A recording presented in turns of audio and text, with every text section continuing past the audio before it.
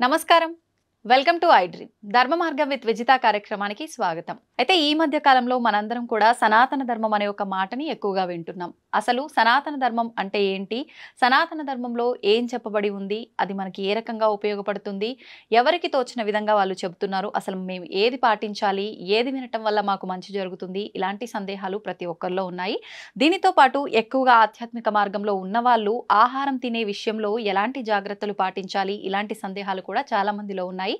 మరి ఇటువంటి సందేహాలన్నింటినీ కూడా మనం నివృత్తి చేసుకునే ప్రయత్నం చేద్దాం. ఈ విషయాలన్నీ మనకు తెలియజేయడం కోసం ప్రస్తుతం మనతో పాటు ఉన్నారు శ్రీ సంత్ సదానందగిరి 109 బాబా. ఇప్పుడు వారితో మాట్లాడి ఈ సందేహాలన్నింటినీ కూడా నివృత్తి చేసుకునే ప్రయత్నం చేద్దాం. నమస్కారం స్వామీజీ. హరి ఓం. స్వామీజీ, ఈ మధ్య కాలంలో ప్రతి ఒక్కరు కూడా సనాతన ధర్మం అని చెప్పి మాట్లాడుతున్నారు. నిజంగా అంటే ఒక్కొక్కరు ఒక్కొక్కటి చెప్పడం వల్ల అసలు ఏంటి సనాతన ధర్మం, ఈ ధర్మంలో ఏముంది, అసలు సనాతన ధర్మం అంటే ఏంటి అనే ఒక క్వశ్చన్ మార్క్ కూడా ప్రతి ఒక్కరిలో తలెత్తుతుందనే చెప్పాలి. నిజంగా అసలు సనాతన ధర్మం అంటే ఏంటి ప్రభుజీ? సనాతన ధర్మము అనేది ఒక భవనము అనుకుంటే దానికి 4 మహత్తర పునాది స్తంభాలు ఉన్నాయి. ఇంకా వేరే ఎక్కడా లేని విధంగా ఒక స్తంభము వేదాలు, ఇలా చేయి ఇలా చేయకూడదు అని నిర్దిష్టంగా చెప్పే వేదాలు. రెండవది ఉపనిషత్తులు. ఈ మనుషుడు ఎవడు, జీవాత్మ పరమాత్మ అంటే ఏమిటి అనే విషయాల గురించిన బోధలు 1180 ఉండే ఉపనిషత్తులు కాలక్రమంలో లుప్తమైపోయి 108గా మిగిలినాయి. దానికి కొంతమంది ఒక తమాషా కథ చెప్తారు. రాముల వారు హనుమంతుల వారికి 1180 ఉపనిషత్తులు బోధించారు. ఆయన సూర్యుని దగ్గర విద్య నేర్చుకున్న మహానుభావుడు కాబట్టి అన్ని బుర్రలోకి ఎక్కాయి. మహాత్మా, యుగాలు మారుతాయి, ఎన్ని జనాలు బుర్రలోకి ఎక్కించుకోలేరు కదా అని అంటాడు. అంటే దాంట్లో నీకు ఇష్టం వచ్చినట్టు కొన్ని ఎన్నుకో అన్నాడు. హనుమంతుల వారు దాన్ని 108 ఉపనిషత్తుల కింద చెప్పి ఇచ్చారు. మనకు ఉన్నాయి ఇప్పుడు 108. శంకరాచార్యుల జమానా వచ్చేసరికి ఈ 108 ఉపనిషత్తులు కూడా వీళ్ళు పట్టుకోలేరు.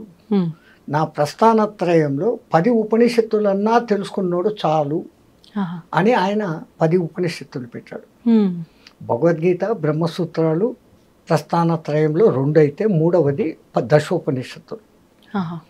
ఈ మూడిట్లో కొంచానికి కొంచెం ప్రవేశం ఉన్నవాడికే శంకరాచార్య పీఠాలలో ప్రవేశం. ఆ తర్వాత మిగతా జ్ఞానం అంతా వాళ్ళు బోధిస్తారు. అంతటి గొప్ప ఈ ఉపనిషత్తులు.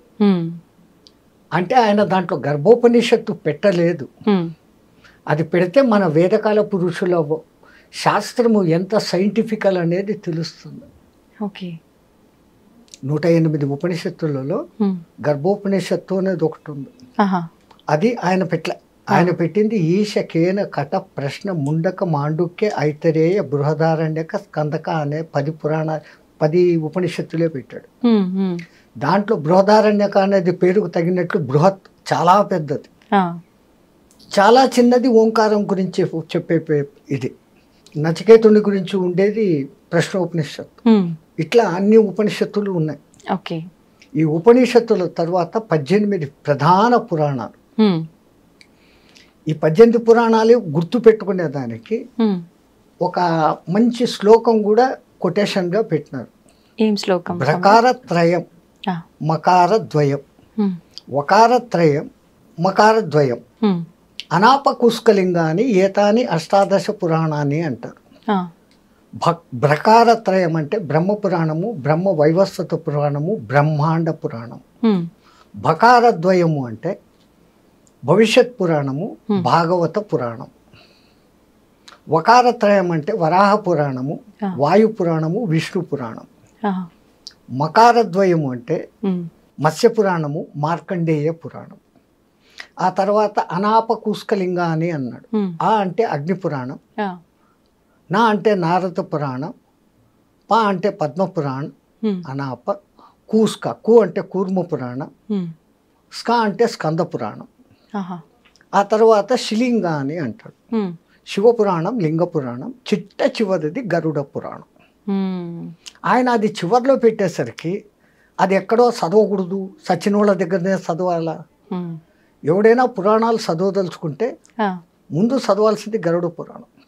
కానీ అందులో అంటే ఏ తప్పుకు ఏ శిక్ష అనేది క్లియర్ గా ఉంటుంది, అది తెలుసుకున్న కాంచి ప్రజల్లో భయం. సాక్షాత్ విష్ణుమూర్తి గరుడునికి చెప్పడంతో అది గరుడ పురాణం అని పేరు పొందింది. జనాలకు భయం జాస్తి కదా అవును, నరకాల గురించి. ఆ చింతనతో అది వద్దు, చచ్చిపోయిన వాళ్ళ దగ్గర చదవాల, అంతే. చేసే తప్పులు ఉన్నాయి కదా, కానీ భయం. ముందు అది చదివితే మానవుడు తప్పు లేకుండా ప్రవర్తిస్తాడుగా అవును, నరక భయానికన్నా. అవును ప్రభు, అవును స్వామీజీ. అసలు దాని పేరే పురా నవం. ఎంత పాతదైతే ఎప్పటికప్పుడు నవంగా ఉంటుంది, కొత్తగా ఉంటుంది. దాని తర్వాత 4వ స్తంభము ఇతిహాస, ఇలా జరిగింది ఒకప్పుడు అని చెప్పబడినటువంటి భారత రామాయణాలు.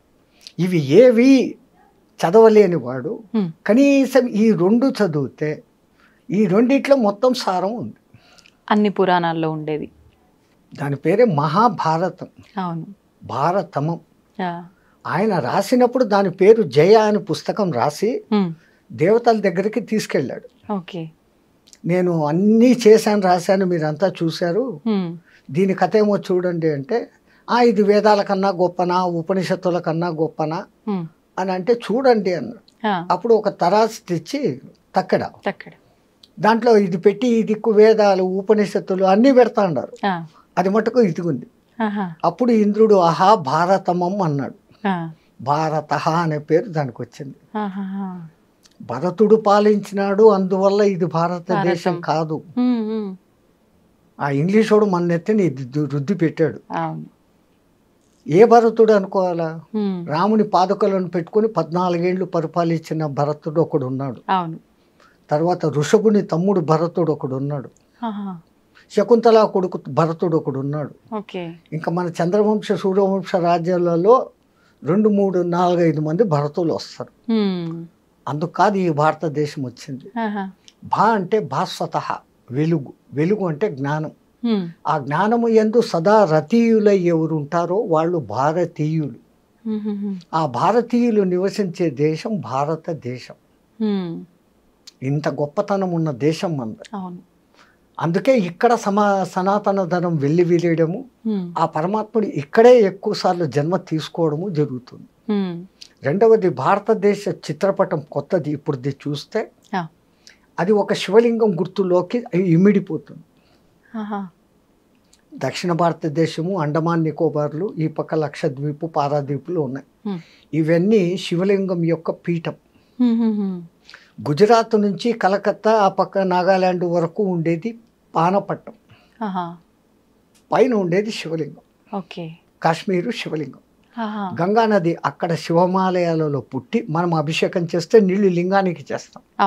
పానపట్టంలో పడి అది గంగా సాగర్ దగ్గర కలకత్తాలో ఆ గంగ నీళ్లు సాగరంలో కలుస్తాను. అది పేపర్ ఉంటే మీకు డ్రాయింగ్ గీసి చూపిస్తే క్లియర్గా తెలుస్తుంది. ఇది ఇమాజ్ చేస్తే కూడా యూ కెన్ ఇమాజ్ ఇట్. సో మిగతా ప్రపంచంలోని ఏ దేశము ఆ లింగంలోకి సెటప్ కాదు. ఒక్క భారతదేశానికే ఆ గొప్పతనం ఉంది. మరి ఇంత గొప్పదైన భారతదేశం భారతదేశం అని పిలువబడేదానికి ఇంకొక అర్థం కూడా ఉంది. ఏంటి స్వామిజీ? సంగీతమపి సాహిత్యం సరస్వతీ కుచద్వయం ఏకం ఆపాత మధురం అన్యదాలోచనామృతం అంటారు. అంటే మనం పాలు తాగే బిడ్డలమైతే మనకు పాలిచ్చే తల్లి సరస్వతి. ఆ తల్లి ఒక స్తనపు పాలు సాహిత్యం అంట, సత్హితం. ఆ సాహిత్యం చదువుతున్నంతసేపు ఆనందం, చదివి పక్కన పెట్టేసి దాని గురించి ఆలోచన చేసిన ఆనందం. సుఖము సంతోషం కాదు, ఆనందం. సుఖము సంతోషం మనకు వస్తాండాయి పోతాండాయి, కానీ మనం ఆనందం అనుభవించడం లేదు. సంతోషం అంటేనే ఆనందం అని భావిస్తున్నారు స్వామీజీ. సంతోషానికి ఆపోజిట్ వర్డ్ దుఃఖం పక్కనే ఉందా? సుఖ దుఃఖాలు అంటున్నారు. అట్లాగానే రెండవది ఏమని చెప్పినారు మీరు? ఆనందం, సుఖ. సంతోషానికి విరుగుడు విచారం ఉందా? ఏసీ పెట్టుకున్నాడు సంతోషం, కరెంటు పోయింది వెంటనే ఓ పోయిందే అని విచారం వచ్చినా? తో ఆనందానికి నెగిటివ్ వర్డ్ చెప్పండి. లేదు.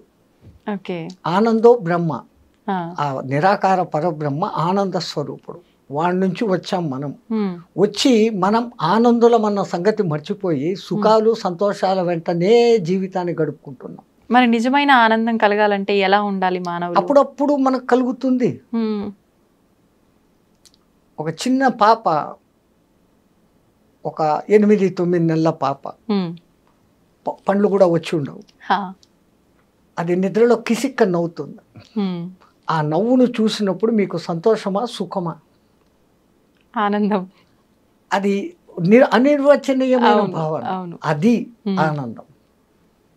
ఇప్పుడు ఎక్కడో మీరు మైసూరుకు పోయి బృందావన్ గార్డెన్స్లో ఆ మ్యూజికల్ ఫౌంటైన్ దగ్గర పోయినారు రాత్రి 7 గంటలకు. ఆ లైట్కు సంగీతానికి తగినట్లుగా ఆ ఫౌంటైన్లు ఆడుతూ ఉంటే అప్పుడు మీకు సంతోషమా సుఖమా? సంతోషంగా అనిపిస్తుంది, ఆనందం.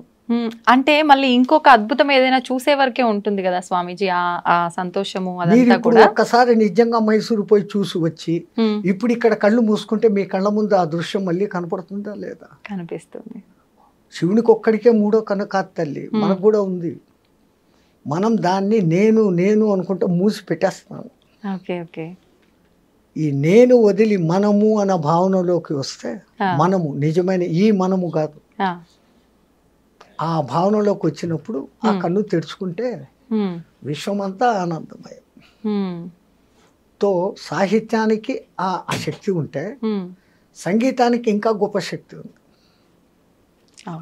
మంచి వేణునాదము, మంచి మృదంగనాదము, మంచి వీణానాదము ఈ వింటూ ఉన్నప్పుడు మీకు తెలియకుండా ఇన్వాలంటరీగా మీ చెయ్యో తలో కాలో ఆడుతుంది. అవును. అంత మంచి సంగీతానికి 3 లక్షణాలు ఉంటేనే. ఆ దిక్కుమాలిన విదేశీ డ్రమ్ మ్యూజిక్ కాదు, అది గుండెకాయలు డమాల్ డమాల్ అంటది. అవును అవును. వెక్స్ వస్తుంది, ఇయర్ డ్రమ్స్ పగిలిపోతాయి. అవును. కానీ మన సంగీతానికి తను డోలే మను డోలే కోను బజాయే రే ఓ బాసురియా అని ఇట్లా ఇట్లా అని ఊగుతాం, ఇన్వాల్వ్ అయిపోతాం తెలియకుండానే. అవును. కనీసం కాలో చెయ్యో ఏదో ఒకటి ఆడుతుంది అంతే. మరి ఆ సంగీతానికి ఆ శక్తి వచ్చేదానికి 3 లక్షణాలు ఉండాలి. ఆ సంగీతం భావయుక్తంగా ఉండాలా, సరి అయిన రాగయుక్తంగా ఉండాలి. భైరవి రాగము, శంకరాభరణ రాగము, ఏ రాగంలో పడితే ఆ ఇది వస్తుంది అనేది తెలిసి ఉండాలి. భావం బాగుండాలా, రాగం బాగుండాలా, ఈ 2 బాగుంటే సరిపోదు. దానికి తగిన తాళం ఉండాలి. ఈ భావ రాగ తాళాల మొదటి అక్షరాలే భారత. అందుకే ఆ తల్లి సరస్వతి పేరు కూడా భారతి. అంత గొప్ప దేశంలో మనం మానవ జన్మ ఎత్తడమే ఒక గొప్పతనం. అంటే ఆ జన్మ ఈ భారతదేశంలో జరగడం అనేది ఎన్ని జన్మల పుణ్యం చేసుకుంటే కలిగింది. అది దిక్కుమాలినట్లు నేనేదో పాపిని అనుకోవడం కాదు. ఎంతో పుణ్యం చేసుకుంటే ఇక్కడ పుట్టాం, ఛాన్స్ ఇచ్చాడు ఆయన. ఈ జన్మను మనం పూర్తిగా తరింపజేసుకోవాలి. అట్లా రామాయణ భారతాలు ఇంట్లో పెట్టుకోరా, నువ్వు చదవకపోతే ఇంట్లో భారత రామాయణాలు పెట్టుకోని పథకాలం వాళ్ళు ఎందుకు చెప్పేవాళ్ళు అంటే, ఏదో ఒక దినం దుమ్ము దులుపుతూ ఒక పేజీ చదువుతావు, అర్థమవుతుంది. అవును, అంత అర్థంతో చెప్పారు. భారత చరిత్ర అంటే మన భారత చరిత్ర. కురుక్షేత్రం ఎక్కడో లేదు, మన మనోక్షేత్రమే కురుక్షేత్రం. అంతే. మనలో ఉన్న దుష్ట భావనలే కౌరవులు, మనలో ఉన్న సద్భావనలే పాండవులు. సద్భావనలు ఉన్నప్పుడు పరమాత్ముడు మన వైపుకు ఉంటాడు, దుష్టభావనలు ఉన్నప్పుడు ఆ పైపై పోడు.